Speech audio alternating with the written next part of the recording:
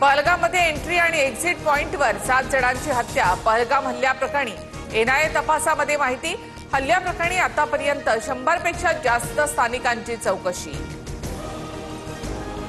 पाकिस्तानच्या माहिती आणि प्रसारण मंत्र्यांची मध्यरात्री पत्रकार परिषद. पुढच्या 24 ते 36 तासांमध्ये भारत हल्ला करू शकतो. अत्ताउल्लाह तरारचा मोठा दावा. पहलगाम हल्ल्यानंतर राष्ट्रीय सुरक्षा सल्लागार मंडळाचं पुनर्गठन. माजी राव प्रमुख आलोक जोशी यांची अध्यक्षपदी निवड.